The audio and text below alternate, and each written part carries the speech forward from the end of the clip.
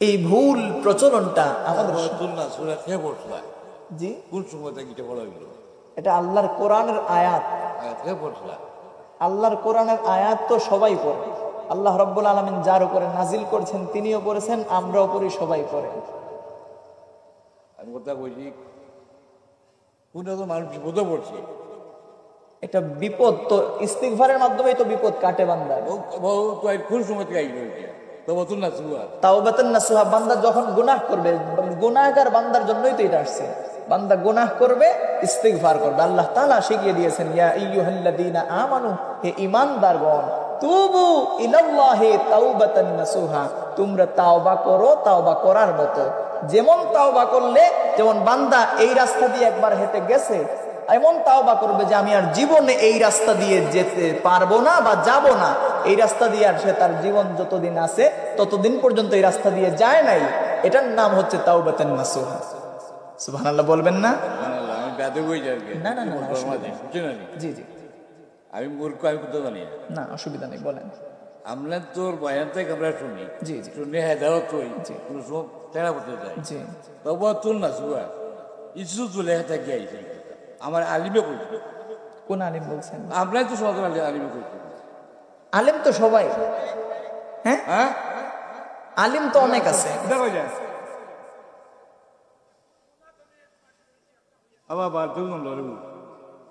কথা বুঝেন নাই? এই জন্য আপনাকে বেছে নিতে হবে হক্কানে আলিম কারা। আলিমের মধ্যে কিন্তু বহু ধরনের আলিম আছে, বহু কোয়ালিটির আলিম আছে। জি জি, আমার গুনাহ আমি আলিম নাই, অবশ্যই এর আলিম নাই, অবশ্যই আমরা উমি, হ্যাঁ, যান কইছে আমার গাড়ি বাঁধিস, ও আলিমে কইলা তাই আমার বুঝিয়ে দিছে তাওবাতুন নাসুহা।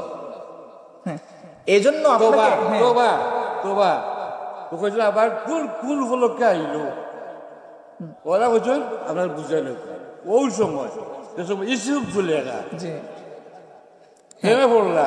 হ্যাঁ, না না, বাদ দিলাইছি আমরা, বাদ তো।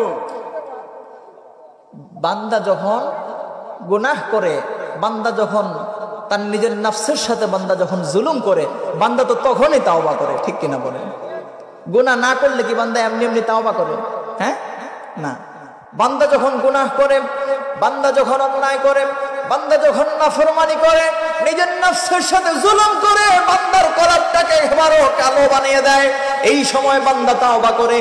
আর বান্দার তাওবা যদি বিড়ালের তাওবার মতো তাওবা হয়, যে এই গুনাহ একবার করলাম আর করব না, একটু পরেই যে আবার ওই গুনাহ করে, তাহলে এই গুনার নাম, এই তাওবার নাম তাওবা হতে পারে না। তো ইস্তিগফার যে করবেন, ইস্তিগফার কেমন ইস্তিগফার করবেন? ইস্তিগফার যেমন আস্তাগফিরুল্লাহ ইন্নাল্লাহা গফুরুর রহিম। আবার আরেকটা ইস্তিগফার আছে, যে ইস্তিগফার কেউ যদি পাঠ করে কিতাবের মধ্যে পাওয়া যায়, তার গুনাহটা যদি সমুদ্রের ফেনা পরিমাণ হয়ে যায়, তারপরও এই ইস্তিগফারের কারণে রব্বুল আলামিন তার গুনাহগুলো মাফ করে দেবেন। জোরে বলেন না সুবহানাল্লাহ। ইস্তিগফারটা হচ্ছে আস্তাগফিরুল্লাহাল আযীম আল্লাযী লা ইলাহা ইল্লা হু আল হাইয়ুল কাইয়্যুম ওয়া আতুবু ইলাইহি। আমার সাথে সবাই বলেন আস্তাগফিরুল্লাহাল আযীম। সবাই আস্তাগফিরুল্লাহাল আযীম। আপনারা বলেন না, জোরে বলেন আস্তাগফিরুল্লাহাল আযীম আল্লাযী লা ইলাহা ইল্লা হুয়াল হাইয়ুল কাইয়্যুম ওয়া আতুবু ইলাইহি। এই ইস্তিগফার আমরা করতে পারবো কিনা? জোরে বলেন, পারবো কিনা? আমার প্রিয় ভাইরা, তাহলে শুনুন ইস্তিগফারের ফজিলত কেমন।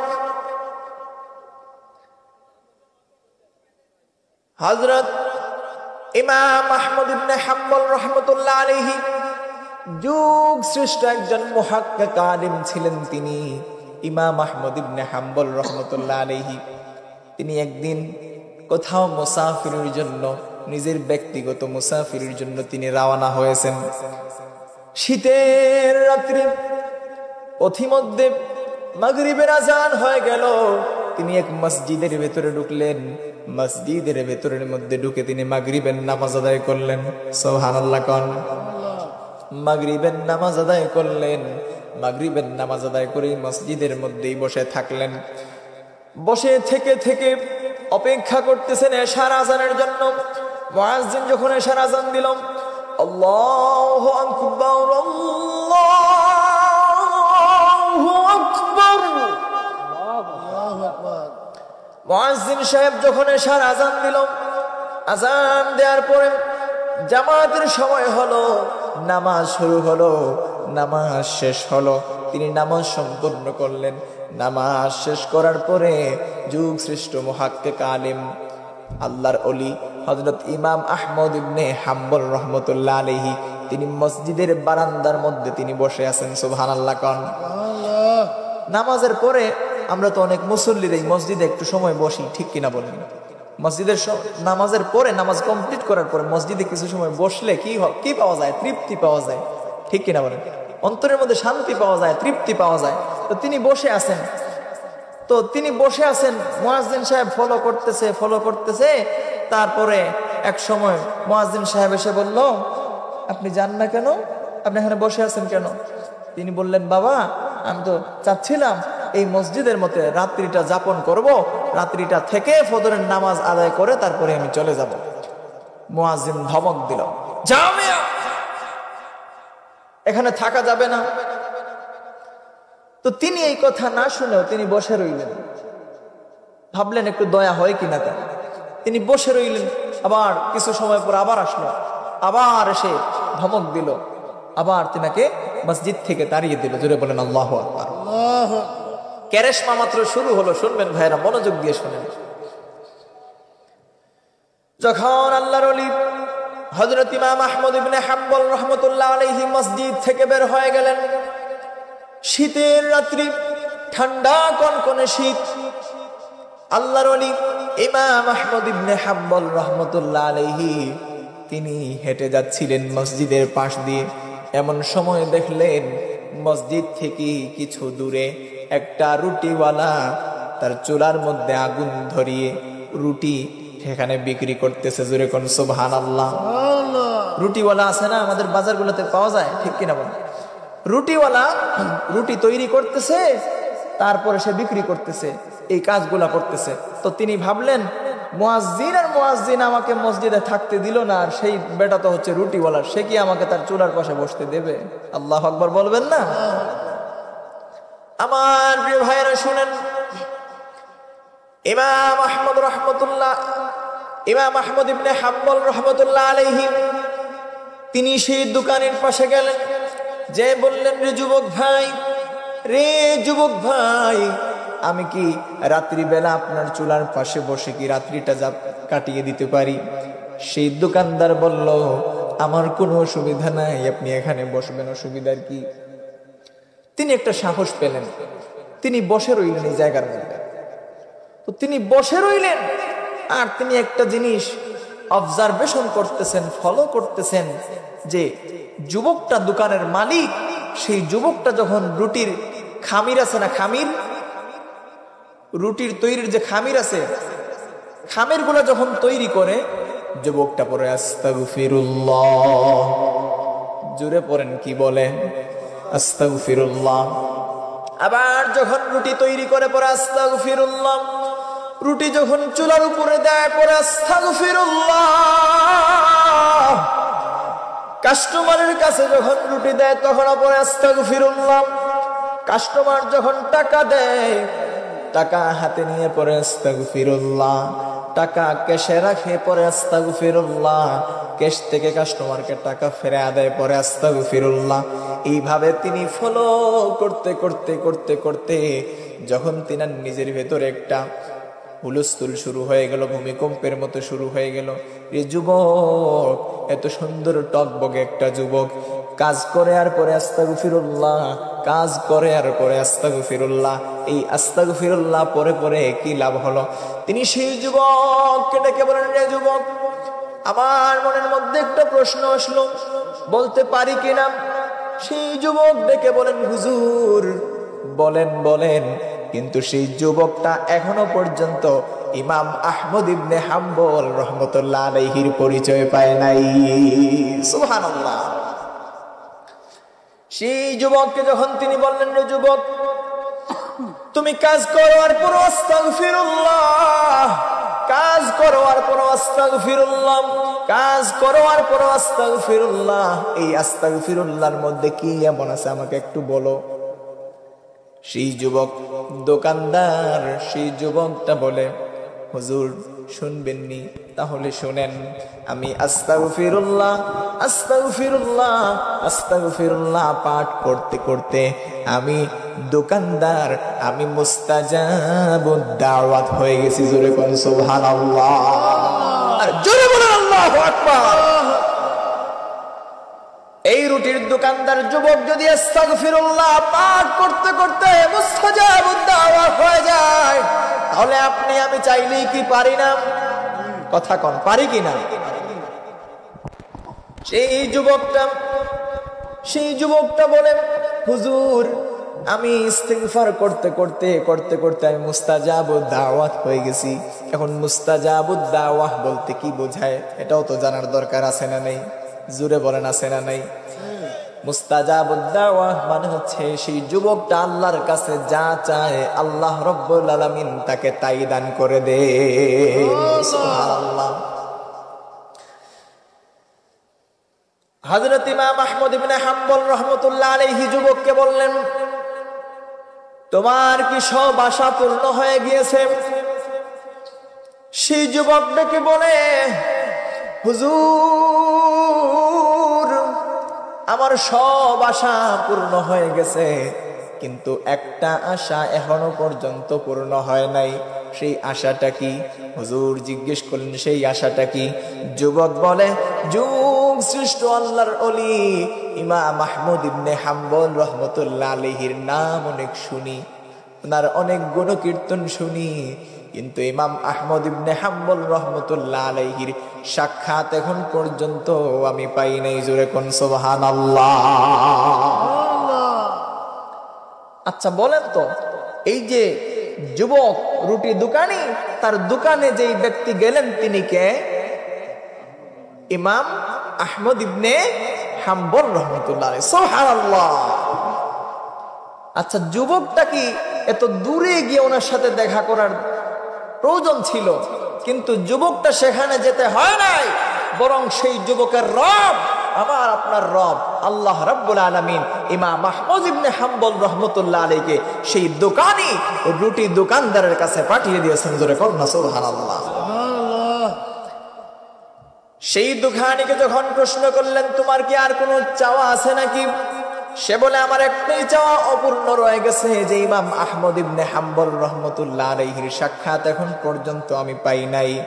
ইমাম আহমদ ইবনে হাম্বল রাহমাতুল্লাহ আলাইহির সাক্ষাৎ পাওয়ার বাকি আছে। আল্লাহর ওলি ইমাম আহমদ রাহমাতুল্লাহ আলাইহি তিনি আর কন্ট্রোল থাকতে পারলেন না, ঝরঝর করে চোখের পানি ছেড়ে দিয়ে কান্নায় ভেঙে পড়লেন, কান্না শুরু করে দিলেন। সুবহানাল্লাহ। সেই যুবকটাকে ডেকে বলেন, রে যুবক, তুমি কষ্ট করে আহমদ ইবনে হাম্বলের কাছে যেতে হয় নাই, বরং আহমদ ইবনে হাম্বলকে আল্লাহ রাব্বুল আলামিন যুবক তোমার কাছে পাঠিয়ে দিয়েছেন। আমি আর কেউ নই, আমি হচ্ছি ইমাম আহমদ ইবনে হাম্বল। সুবহানাল্লাহ। ইস্তিগফারের মধ্যে ফজিলত আছে না নাই? ও যুবক ভাইরা, জীবনে তো কত টাইম ওয়েস্ট করেছো ফেসবুকিং করে, কত সময় ওয়েস্ট করেছো ইউটিউবে ভিডিও দেখে। আরেকদল যুবক আছে কত সময় পার করতেছে ফ্রি ফায়ার আর পাবজি খেলে খেলে, আছে না নাই? রে প্রিয় ভাইরা, দুটো হাত জোর করে দরার মাহফিল থেকে তোমাদের কাছে অনুরোধ করে যেতে চাই, এই ধরনের খারাপ কাজ থেকে বেরিয়ে আসো। তুমি যে কাজগুলা করবা সেই কাজগুলা তোমার সিসি ক্যামেরার মধ্যে রেকর্ড হচ্ছে। রব্বুল আলামিন ময়দানে মাহশর কিয়ামতের দিন তোমার আমলনামা যখন তোমার হাতে দেয়া হবে, তোমার আমলনামার সেই গুণকীর্তনগুলা, যে ভালো কাজ তুমি করেছো সেগুলাও দেখতে পাবা, যে খারাপ কাজগুলা তুমি সম্পাদন করেছো সেই খারাপ কাজগুলাও সেই রেকর্ডের মধ্যে আছে না নাই? রে যুবক ভাইরা শোনো, গুনাহ করেছ, ভুল করেছ, শয়তানের ধোঁকায় পড়েছ। আমার প্রিয় যুবক ভাইরা, আমার মুরব্বী বাবারা, আমার পর্দানিশীল মা বোনেরা শুনেন, গভীর রাত্রিতে তাহাজ্জুদের জায়নামাজে বসে বসে আল্লাহর কাছে একাকী কান্নায় ভেঙে পড়ুন, আল্লাহর কাছে মুনাজাত করুন, আল্লাহর কাছে মুনাজাত করুন। আল্লাহ তাআলা, জীবনে গুনাহ করেছি, অন্যায় করেছি, নিজের নফসের সাথে জুলুম করেছি রে আল্লাহ। আল্লাহ তাআলা, আমার থেকে বড় গুনাহগার এই জমিনের উপরে, আসমানের নিচে আর দ্বিতীয় কেউ নাই। আল্লাহ তাআলা, দয়া করে যদি আপনি আমাদেরকে মাফ না করে দেন, তাহলে জাহান্নাম ছাড়া তো আমাদের আর কোনো উপায় নাই। এইভাবে যদি কান্নায় ভেঙে পড়ে আল্লাহর কাছে মুনাজাত করতে পারেন রে ভাইয়েরা, আর আপনার সেই চাওয়াটা যদি চাওয়ার মতো হয়, খোদার কসম করে বলছি, আপনার চোখের পানি নাকের ডগা পার হওয়ার পূর্বেই আল্লাহ রাব্বুল আলামিনের দরবারে আপনার তাওবা কবুল হয়ে যাবে। তাওবাটা হতে হবে তাওবার মতো। আল্লাহ রাব্বুল আলামিন, আপনি আমি আমরা কিভাবে তাওবা করব, রব্বুল আলামিন আমাদেরকে শিখিয়ে দিয়েছেন। রব্বুল আলামিন জানান দিচ্ছেন, আল্লাহ তাআলা বলেন, ইয়া আইয়ুহাল্লাযীনা আমানু তুবু ইলাল্লাহি তাওবাতান নাসুহা। জোরে বলি আল্লাহু আকবার। আল্লাহ রাব্বুল আলামিন বলেন, ইয়া আইয়ুহাল্লাযীনা আমানু, হে ঈমানদারগণ, হে ঈমানদাররা, ইয়া আইয়ুহাল্লাযীনা আমানু তুবু ইলাল্লাহি তাওবাতান নাসুহা। তোমরা তাওবা করো, তাওবা করার মতো তাওবা করো। জোরে কোন সুবহানাল্লাহ।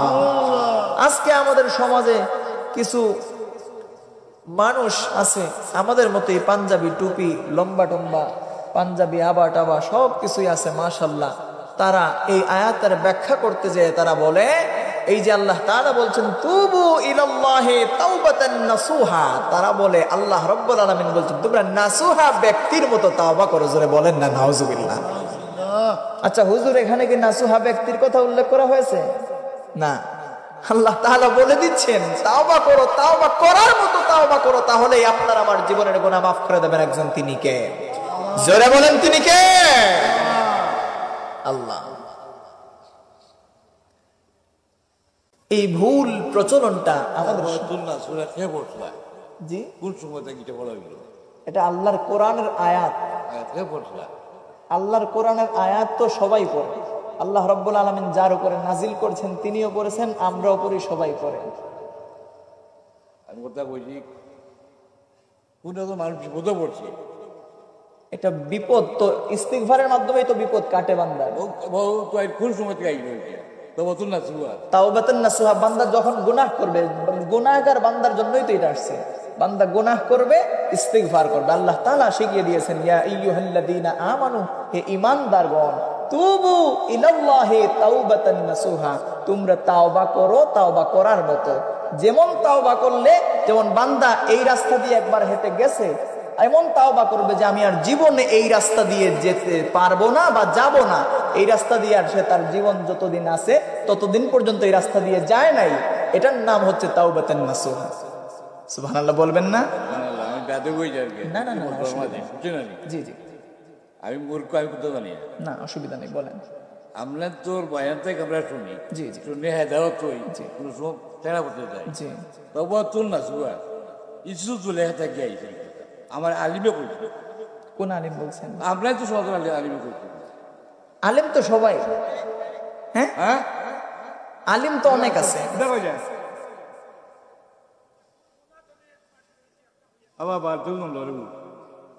কথা বুঝেন নাই? এই জন্য আপনাকে বেছে নিতে হবে হক্কানে আলিম কারা। আলিমের মধ্যে কিন্তু বহু ধরনের আলিম আছে, বহু কোয়ালিটির আলিম আছে। জি জি, আমার গুনাহ আমি আলিম নাই, অবশ্যই এর আলিম নাই, অবশ্যই আমরা উমি, হ্যাঁ, যান কইছে আমার গাড়ি বাঁধিস ও আলিমে কইলা তাই আমার বুঝিয়ে দিছে, তবু তুল না সুয়া। হ্যাঁ, এই জন্য তোবা তোবা তোবা তো কইছিল আবার কুল কুল হলো কে আইলো, ওরা কইছেন আপনার বুঝাইল ওই সময় এসব ইসুফ চলে গা জি হেমে পড়লা হ্যাঁ না না বাদ দিলাইছি আমরা বাদ তো বান্দা যখন গুনাহ করে, বান্দা যখন তার নিজের নফসের সাথে বান্দা যখন জুলুম করে, বান্দা তো তখনই তাওবা করে, ঠিক কিনা বলেন? গুনাহ না করলে কি বান্দা এমনি এমনি তাওবা করে? হ্যাঁ না, বান্দা যখন গুনাহ করে, বান্দা যখন অন্যায় করে, বান্দা যখন নাফরমানি করে, নিজের নফসের সাথে জুলুম করে, বান্দার কলবটাকে একেবারে কালো বানিয়ে দেয়, এই সময় বান্দা তাওবা করে। আর বান্দার তাওবা যদি বিড়ালের তাওবার মতো তাওবা হয়, যে এই গুনাহ একবার করলাম আর করব না, একটু পরেই যে আবার ওই গুনাহ করে, তাহলে এই গুনার নাম, এই তাওবার নাম তাওবা হতে পারে না। তাওবা হবে তাওবাতান নাসুহা, তাওবা করার মতো তাওবা করতে হবে। তাওবা করার মতো তাওবা যদি আপনি আমি করতে পারি, তাহলে রব্বুল আলামিন আপনার আমার আমাদের জীবনের গুনাহটাকে মাফ করে দেবেন। সুবহানাল্লাহ। এই জন্য আল্লাহর হাবিব বলছেন আমার আখিরি জামানার উম্মতদের মধ্যে এমনও কিছু লোক থাকবে, এমনও কিছু লোক আসবে যাদের লম্বা লম্বা পাঞ্জাবি পরা থাকবে, মাথার মধ্যে পাগড়ি থাকবে, টুপি থাকবে, আবা কাবা সব ঠিকঠাক আছে, মাশাআল্লাহ, দেখতে আন্তর্জাতিক মুফাসসির, কিন্তু তার যে ইসলাম, তার গলার নিচু পর্যন্ত পৌঁছাবে না। এই জন্য আপনি আমরা যদি আলেম বাছাই করতে হয়, তাহলে আমরা দেখতে হবে আসলে হক সিলসিলার কোন আলেম আছে, হক পন্থী আলেম কারা আর বেহক পন্থী আলেম কারা। ইউটিউবে ঢুকলেই তো এখন আলেমদের অভাব নাই, ঠিক কিনা বলে? যে যেভাবে বললো আপনি সেইভাবে আমল করবেন না, আপনি ওটাকে নিয়ে গবেষণা করবেন, রিসার্চ করবেন, ইনভেস্টিগেশন করবেন, তারপরে আপনি সেটার উপরে আমল করবেন। যদি আপনার কাছে মনে হয় এটা রাইট, আপনি আমল করবেন, যদি মনে হয় রং, আপনি করবেন না, ব্যাস এখানেই শেষ, ঠিক কিনা বলেন? তো আমি বললাম আপনার নামাজ পড়েন না, নামাজ ছেড়ে দেন। নামাজ কি ছেড়ে দেবেন? না, আপনি যাচাই করবেন, হুজুর নামাজ ছেড়ে দেওয়ার কথা বললো কেন? নামাজ ছেড়ে দেওয়ার কথা কি কোরআন শরীফের মধ্যে আছে? না, কোরআন শরীফের মধ্যে প্রায় 82 জায়গার মধ্যে আল্লাহ রাব্বুল আলামিন বলেছেন ওয়া আকিমুস সালাহ, তোমরা নামাজ কায়েম করো। কি করো? নামাজ কায়েম করো। তো হুজুর মিয়া আমি বললাম এসে আপনাকে নামাজ ছেড়ে দেন, আপনি আমার কথায় নামাজ ছেড়ে দেবেন? না, আপনি দেখবেন কোরআনের মধ্যে কি আছে, আপনি দেখবেন নবীর হাদিসের মধ্যে কি আছে। যদি নবীর কোরআনে থাকে, যদি আল্লাহর কোরআনে থাকে, নবীর হাদিসে থাকে, তাহলে সেটার উপরে আপনি আমল করবেন, ঠিক কিনা বলবেন? তাহলে আজকের এই মাহফিল থেকে আমরা ভালো করে বুঝতে পারলাম যে কারো কথায় আমরা আমল করব না, যে কারো কথায় আমরা কোনো সিদ্ধান্তে উপনীত হব না, ঠিক কিনা বলেন? প্রিয় ভাইয়েরা, আজকের এই সম্মিলন থেকে আমরা শিক্ষা অর্জন করলাম, আমরা বেশি বেশি করে ইস্তিগফার করব। কি করব? বেশি বেশি করে ইস্তিগফার করব। ইস্তিগফার করলে কি হয় দেখেন, শাইখুল মাশাইখ হযরত হাসান বসরি রহমতুল্লাহ আলাইহি, তিনার কাছে একজন লোক আসলো, এসে বলল যে হুজুর আমার তো সন্তান হয় না। কি? আমার সন্তান হয় না। আবার একই সময় আরেকজন লোক আসলো, আসার পরে সেই লোকটা বলল হুজুর আমার তো অভাব দূর হয় না। এইভাবে 3 জন লোক আসলো, আরেকজন লোক এসে বলল হুজুর আমার তো অসুস্থতা সারে না, শেফা হয় না। আল্লাহর ওলি হযরত হাসান বসরি রহমতুল্লাহ আলাইহি তিনি 3 জনকেই ঔষধ দিলেন, মেডিসিন দিলেন। একটা, জোরে বলেন কয়টা? একটা। সেই মেডিসিনটা কি? 3 জনকেই তিনি বললেন তোমরা ইস্তিগফার করো, তোমরা ইস্তিগফার করো। তিনি বললেন ইস্তিগফার করো, জোরে কন্যা সুবহানাল্লাহ। এই ইস্তিগফার করার কথা কেন বললেন? কারণ আল্লাহ রাব্বুল আলামিনের কাছে বান্দা যদি ইস্তিগফার করার মতো করতে পারে, তাহলে রাব্বুল আলামিন বান্দার জীবনের গুনাহটাকে মাফ করে দেন, বান্দার উপরে আল্লাহ রাব্বুল আলামিন খুশি হয়ে যান। জোরে বলেন ঠিক কিনা? প্রিয় ভাইয়েরা, একজন জিজ্ঞেস করলো হুজুর আপনার কাছে 3 জন ব্যক্তি 3টা রোগ নিয়ে আসবে। রোগ কয়টা? 3টা। 3 জন লোক 3টা রোগ নিয়ে আপনার কাছে আসলো, আর আপনি 3 জনকেই মেডিসিন দিলেন একটা। তার কারণটা কি? আল্লাহর ওলি হযরত হাসান বসরি রহমতুল্লাহ আলাইহি তিনি বলে দিচ্ছেন এই ইস্তিগফারের মধ্যেই সকল রোগের ঔষধ পাওয়া যায়। জোরে কন্যা সুবহানাল্লাহ। আল্লাহর প্রিয় হাবিব নবী কুল সম্রাট নূর নবী মুহাম্মদুর রাসূলুল্লাহ সাল্লাল্লাহু আলাইহি ওয়াসাল্লাম তিনি দৈনিক ফরজ নামাজের পরে 3 বার ইস্তিগফার করতেন। কথা বলেন কয়বার? ফরজ নামাজের সালাম যখন ফেরাবেন আপনি আসসালামু আলাইকুম ওয়া রাহমাতুল্লাহ, আসসালামু আলাইকুম ওয়া রাহমাতুল্লাহ, এইভাবে সালাম ফেরানোর পরে 3 বার ইস্তিগফার করে তারপরে মুনাজাত করতেন। জোরে কোন সুবহানাল্লাহ। আমাদের সমাজে তো কিছু ইমাম সাহেবরাও আছে একেবারে তাড়াহুড়া শুরু করে দেয় নামাজের মধ্যে, আছে না নাই? নামাজের পরে সালাম ফেরানোর পরেই তাড়াতাড়ি দোয়া করবে, সে তাড়াতাড়ি কিভাবে মসজিদ থেকে বের হয়ে যাবে এই চিন্তা করে, আছে না নাই?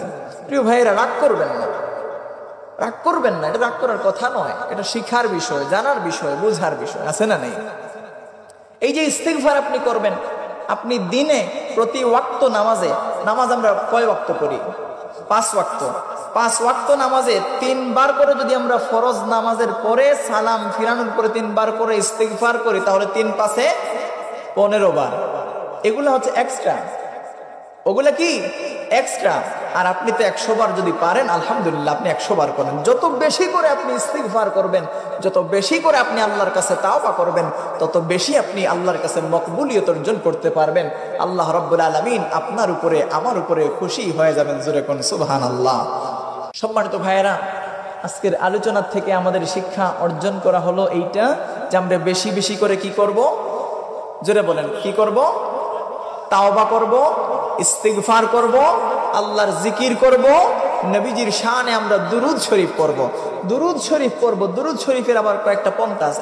এখন অনেকেই মনে করতে পারেন যে হুজুর এত লম্বা করে দুরুদ শরীফ, যেমন দুরুদে ইব্রাহিম আল্লাহুম্মা সাল্লি আলা মুহাম্মদ ওয়া আলা আলি মুহাম্মদ কামা সাল্লাইতা আলা ইব্রাহিম ওয়া আলা আলি ইব্রাহিম ইন্নাকা হামিদুম মাজিদ। হুজুর দুরুদ শরীফটা তো অনেক লম্বা হয়ে যায়, তো এই এত লম্বা দুরুদ শরীফ আমি দৈনিক 200 বার পড়তে পারবো না, আমার তো বিভিন্ন ব্যস্ততা আছে।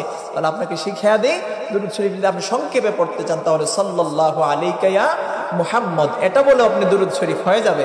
সাল্লাল্লাহু আলাইহি ওয়াসাল্লাম, সাল্লাল্লাহু আলাইহি ওয়াসাল্লাম, এটা দৈনিক 200 বার কেন 2000 বার পড়তে পারবেন, সুবিধা হবে না, শর্টকাট আছে। তাহলে আমরা আজকের আলোচনা থেকে শিক্ষা অর্জন করলাম, আমরা বেশি বেশি করে আল্লাহর হাবিবের শান মোবারকে দুরুদ শরীফ পড়ব, বেশি বেশি করে আল্লাহর কোরআন আমরা তেলাওয়াত করব, বেশি বেশি করে আমরা তাওবা ইস্তিগফার করব, বেশি বেশি করে আমরা গুনাহটাকে বর্জন করার চেষ্টা করব। ঠিক কিনা বলেন? যুবক ভাইরা পারবেন তো ইনশাআল্লাহ? যদি এটা হাত উঠিয়ে দেখান তো পারবেন তো ইনশাআল্লাহ? মাশাআল্লাহ। নারে তাকবীর, নারে রিসালাত, আহলে সুন্নাত ওয়াল জামাত। আল্লাহ রাব্বুল আলামিন কবুল করুন, মঞ্জুর করুন, সকলে পড়ি আমিন।